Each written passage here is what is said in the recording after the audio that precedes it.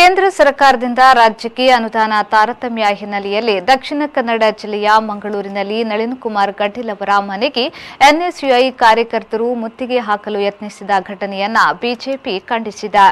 ಈ ಬಗ್ಗೆ ಮಾಧ್ಯಮಕ್ಕೆ ಪ್ರತಿಕ್ರಿಯಿಸಿದ ಬಿಜೆಪಿ ಕರ್ನಾಟಕ ರಾಜ್ಯ ಕಾರ್ಯದರ್ಶಿ ಕ್ಯಾಪ್ಟನ್ ಬ್ರಿಜೇಶ್ ಚೌಟಾ ಅವರು ಫೈನಾನ್ಸ್ ಕಮಿಷನ್ ವರದಿಯ ಪ್ರಕಾರ ಆಯಾ ರಾಜ್ಯಗಳಿಗೆ ಅನುದಾನ ಬಿಡುಗಡೆಯಾಗುವುದು ಸಾಮಾನ್ಯ ನೀತಿ. ಅದರಲ್ಲಿ ತಾರತಮ್ಯ ಆಗಲು ಹೇಗೆ ಸಾಧ್ಯ? ಆಯೋಗದ ಮಾರ್ಗದರ್ಶಿ ಸೂತ್ರ ಅನುಸರಿಸಿ ಅನುದಾನ ಬಿಡುಗಡೆಯಾಗುತ್ತದೆ ಎನ್ನುವುದು ಸಿದ್ದರಾಮಯ್ಯ ಅವರಿಗೂ ತಿಳಿದಿದೆ. ಸಂಸದ ಡಿಕೆ ಸುರೇಶ್ ಅವರ ಪ್ರತ್ಯೇಕ ರಾಷ್ಟ್ರದ ಹೇಳಿಕೆಯಿಂದ ಆಗಿರುವ ಎಡವಟ್ಟು ತಪ್ಪಿಸಲು ದೆಹಲಿಯಲ್ಲಿ ಪ್ರತಿಭಟನೆ ಮಾಡಿದ್ದಾರೆ. ಮುಖ್ಯಮಂತ್ರಿಯ ಮಾತು ಕೇಳಿ ಸಂಸದರ ಮನೆಗಳ ಮುಂದೆ ಕಾಂಗ್ರೆಸ್ ಕಾರ್ಯಕರ್ತರು ಪ್ರತಿಭಟನೆ ನಡೆಸಿರುವುದು ಹಾಸ್ಯಾಸ್ಪದ. ಇಡೀ ರಾಜ್ಯದ ಜನರು ಕಾಂಗ್ರೆಸ್ ಸರ್ಕಾರದ ಬಗ್ಗೆ ಒಂದು ಆಕ್ರೋಶಿತರಾಗಿದ್ದಾರೆ. ಈ ಆಕ್ರೋಶದ ದಿಕ್ಕು ತಪ್ಪಿಸಬೇಕು. ಮೊನ್ನೆ ಡಿ ಕೆ ಸುರೇಶ್ ಬೆಂಗಳೂರಲ್ಲಿ ದೆಹಲಿಯಲ್ಲಿ ದೇಶದ ರಾಜಧಾನಿಯಲ್ಲಿ ಒಂದು ಸೆಪರೇಟ್ ರಾಷ್ಟ್ರ ಮಾಡುವಂಥ ಒಂದು ಹೇಳಿಕೆಯನ್ನು ಕೊಟ್ಟಿದ್ದಾರೆ. ಕಾಂಗ್ರೆಸ್ 1947ರಲ್ಲಿಯೇ ಒಂದು ಪ್ರತ್ಯೇಕ ರಾಷ್ಟ್ರ ಮಾಡಿದಂಥ ಖ್ಯಾತಿ ಕಾಂಗ್ರೆಸ್ಗಿದೆ. ಅದೇ ಮಾನಸಿಕತೆಯನ್ನು ಇವತ್ತಿನವರೆಗೆ ಕಾಂಗ್ರೆಸ್ ಬೆಳೆಸಿಕೊಂಡು ಬಂದಿದೆ. ಇವತ್ತೊಂದು ಪ್ರತ್ಯೇಕ ರಾಷ್ಟ್ರ ಮಾಡುವಂಥ ಹೇಳಿಕೆ ಕೊಟ್ಟಂಥ ಒಂದು ದಾರ್ಶನಿಕತನವನ್ನು ತೋರಿಸಿದಂಥ ಕಾಂಗ್ರೆಸ್ ಸಂಸದನ ವಿರುದ್ಧ ಒಬ್ಬನೇ ಒಬ್ಬ ಕಾಂಗ್ರೆಸ್ ನಾಯಕ ಮಾತನಾಡಲಿಲ್ಲ. ಸಿಎಂ ಆದಿಯಾಗಿ ಯಾರೂ ಮಾತನಾಡಲಿಲ್ಲ.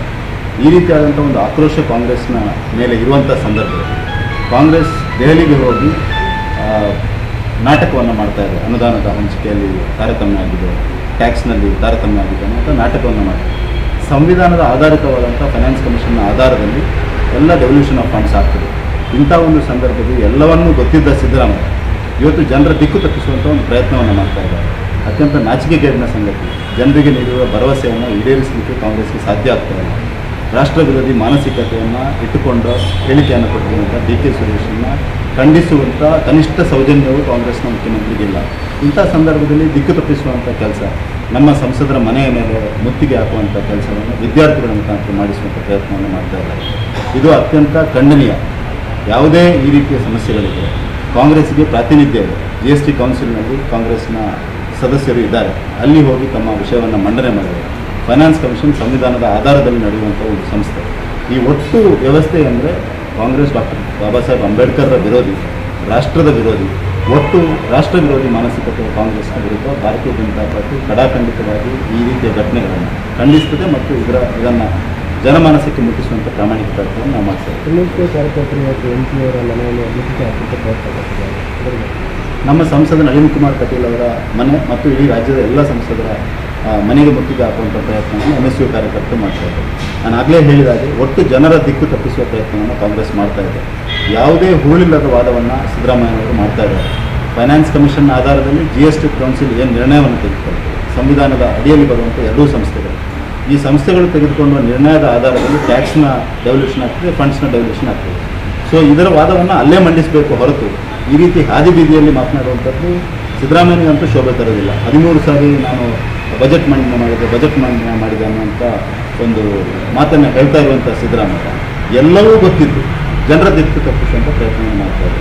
ಚುನಾವಣೆಗೆ ಪೂರ್ವವಾಗಿ ಯಾವುದೇ ಆರ್ಥಿಕ ಆಧಾರವಿಲ್ಲದೆ ಜನರಿಗೆ ಭರವಸೆಗಳನ್ನು ನೀಡಿದ್ದಾರೆ. ಇವತ್ತು ಭರವಸೆಗಳನ್ನು ಪೂರೈಸಲಿಕ್ಕೆ ಸಾಧ್ಯ ಆಗ್ತಾ ಇಲ್ಲ. ಎಲ್ಲ ಕಡೆ ಜನ ಆಕ್ರೋಶಿತರಾಗಿದ್ದಾರೆ, ಶಾಸಕರು ಆಕ್ರೋಶಿತರಾಗಿದ್ದಾರೆ. ಯಾವುದೇ ಅಭಿವೃದ್ಧಿ ಕಾರ್ಯ ರಾಜ್ಯದಲ್ಲಿ ನಡೀತಾ ಇಲ್ಲ. ಇಂಥ ಸಂದರ್ಭದಲ್ಲಿ ಜನರ ದಿಕ್ಕು ತಪ್ಪಿಸುವ ಪ್ರಯತ್ನ, ಚುನಾವಣೆ ಸಂದರ್ಭದಲ್ಲಿ ಒಂದು ನಾಟಕವನ್ನು ಮಾಡಲಿಕ್ಕೆ ಇಷ್ಟು ಖರ್ಚು ಮಾಡಿಕೊಂಡು ದೆಹಲಿಗೆ ಹೋಗಿ ಈ ನಾಟಕವನ್ನು ಮಾಡೋ ಅವಶ್ಯಕತೆ ಇತ್ತು ಅನ್ನುವಂಥದ್ದನ್ನು ಜನ ಹಾದಿ ಬೀದಿಯಲ್ಲಿ ಪ್ರಶ್ನೆ ಮಾಡ್ತಾ ಇದ್ದಾರೆ. ಇಂಥ ಸಂದರ್ಭದಲ್ಲಿ ರಾಷ್ಟ್ರ ವಿರೋಧಿ ಹೇಳಿಕೆ, ಜನರ ದಿಕ್ಕು ತಪ್ಪಿಸುವ ಪ್ರಯತ್ನ ಇದೆಲ್ಲ ನಡೀತಾ ಇರುವಂಥ ಸಂದರ್ಭದಲ್ಲಿ ಚುನಾವಣೆ ಹತ್ತಿರಕ್ಕೆ ನಾಟಕ ಮಾಡೋ ಪ್ರಯತ್ನವನ್ನು ಮಾಡ್ತಾ ಇದ್ದಾರೆ, ಅಷ್ಟೇ ಹೊರತು ಬೇರೇನಿದೆ. ಅನುದಾನದಲ್ಲಿ ಕಡಿಮೆಯಾಗಿದ್ರೆ ಆಯೋಗದ ಮುಂದೆ ಹೋಗಬೇಕೇ ವಿನಃ ಸಂಸದರ ಮನೆ ಮುಂದೆ ಪ್ರತಿಭಟಿಸಿದ್ರೆ ಏನು ಲಾಭವಿದೆ? ಕಾಂಗ್ರೆಸ್ ಕಾರ್ಯಕರ್ತರ ಈ ರೀತಿಯ ನಡೆ ಖಂಡನೀಯ. ನಮ್ಮ ತೆರಿಗೆ ಹಣದಲ್ಲಿ ದೆಹಲಿಯಲ್ಲಿ ಶೋಕಿ ಮಾಡುತ್ತಿರುವ ಸಿದ್ದರಾಮಯ್ಯ ಮತ್ತು ಕಾಂಗ್ರೆಸ್ ಪಾರ್ಟಿ ತಮ್ಮ ವೈಫಲ್ಯತೆಯನ್ನ ಮುಚ್ಚಿ ಹಾಕಲು ಬಿಜೆಪಿಯ ಮೇಲೆ ಗೂಬೆ ಕೂರಿಸುವ ಕೆಲಸ ಮಾಡುತ್ತಿದ್ದಾರೆ ಎಂದು ಹೇಳಿದ್ರು. ನಮ್ಮ ಸಂಸದ ನಳಿನ್ ಕುಮಾರ್ ಕಟೀಲ್ ಅವರ ಮನೆ ಮತ್ತು ಇಡೀ ರಾಜ್ಯದ ಎಲ್ಲ ಸಂಸದರ ಮನೆಗೆ ಮುತ್ತಿಗೆ ಹಾಕುವಂಥ ಪ್ರಯತ್ನವನ್ನು NSU ಕಾರ್ಯಕರ್ತರು ಮಾಡ್ತಾ ಇದ್ದಾರೆ. ನಾನು ಆಗಲೇ ಹೇಳಿದಾಗೆ ಒಟ್ಟು ಜನರ ದಿಕ್ಕು ತಪ್ಪಿಸುವ ಪ್ರಯತ್ನವನ್ನು ಕಾಂಗ್ರೆಸ್ ಮಾಡ್ತಾ ಇದೆ. ಯಾವುದೇ ಹುರುಳಿಲ್ಲದ ವಾದವನ್ನು ಸಿದ್ದರಾಮಯ್ಯನವರು ಮಾಡ್ತಾ ಇದ್ದಾರೆ. ಫೈನಾನ್ಸ್ ಕಮಿಷನ್ ಆಧಾರದಲ್ಲಿ GST ಕೌನ್ಸಿಲ್ ಏನು ನಿರ್ಣಯವನ್ನು ತೆಗೆದುಕೊಳ್ತದೆ, ಸಂವಿಧಾನದ ಅಡಿಯಲ್ಲಿ ಬರುವಂಥ ಎರಡೂ ಸಂಸ್ಥೆಗಳು, ಈ ಸಂಸ್ಥೆಗಳು ತೆಗೆದುಕೊಳ್ಳುವ ನಿರ್ಣಯದ ಆಧಾರದಲ್ಲಿ ಟ್ಯಾಕ್ಸ್ನ ಡೆವಲ್ಯೂಷನ್ ಆಗ್ತದೆ, ಫಂಡ್ಸ್ನ ಡೆವಲ್ಯೂಷನ್ ಆಗ್ತದೆ. ಸೊ ಇದರ ವಾದವನ್ನು ಅಲ್ಲೇ ಮಂಡಿಸಬೇಕು ಹೊರತು ಈ ರೀತಿ ಹಾದಿ ಬೀದಿಯಲ್ಲಿ ಮಾತನಾಡುವಂಥದ್ದು ಸಿದ್ದರಾಮಯ್ಯನಿಗಂತೂ ಶೋಭೆ ತರೋದಿಲ್ಲ. 13 ಸಾರಿ ನಾನು ಬಜೆಟ್ ಮಂಡನೆ ಮಾಡಿದೆ ಅನ್ನುವಂಥ ಒಂದು ಮಾತನ್ನು ಹೇಳ್ತಾ ಇರುವಂಥ ಸಿದ್ದರಾಮಯ್ಯ ಎಲ್ಲವೂ ಗೊತ್ತಿದ್ದು ಜನರ ದಿಕ್ಕು ತಪ್ಪಿಸುವಂಥ ಪ್ರಯತ್ನವನ್ನು ಮಾಡ್ತಾ ಇದ್ದಾರೆ.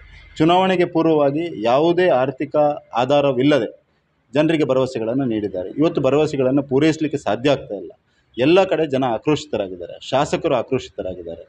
ಯಾವುದೇ ಅಭಿವೃದ್ಧಿ ಕಾರ್ಯ ರಾಜ್ಯದಲ್ಲಿ ನಡೀತಾ ಇಲ್ಲ. ಇಂಥ ಸಂದರ್ಭದಲ್ಲಿ ಜನರ ದಿಕ್ಕು ತಪ್ಪಿಸುವ ಪ್ರಯತ್ನ, ಚುನಾವಣೆ ಸಂದರ್ಭದಲ್ಲಿ ಒಂದು ನಾಟಕವನ್ನು ಮಾಡಲಿಕ್ಕೆ ಇಷ್ಟು ಖರ್ಚು ಮಾಡಿಕೊಂಡು ದೆಹಲಿಗೆ ಹೋಗಿ ಈ ನಾಟಕವನ್ನು ಮಾಡೋ ಅವಶ್ಯಕತೆ ಇತ್ತು ಅನ್ನುವಂಥದ್ದನ್ನು ಜನ ಹಾದಿ ಬೀದಿಯಲ್ಲಿ ಪ್ರಶ್ನೆ ಮಾಡ್ತಾ ಇದ್ದಾರೆ. ಇಂಥ ಸಂದರ್ಭದಲ್ಲಿ ರಾಷ್ಟ್ರ ವಿರೋಧಿ ಹೇಳಿಕೆ, ಜನರ ದಿಕ್ಕು ತಪ್ಪಿಸುವ ಪ್ರಯತ್ನ ಇದೆಲ್ಲ ನಡೀತಾ ಇರುವಂಥ ಸಂದರ್ಭದಲ್ಲಿ ಚುನಾವಣೆ ಹತ್ತಿರಕ್ಕೆ ನಾಟಕ ಮಾಡೋ ಪ್ರಯತ್ನವನ್ನು ಮಾಡ್ತಾ ಇದ್ದಾರೆ, ಅಷ್ಟೇ ಹೊರತು ಬೇರೇನಿಲ್ಲ.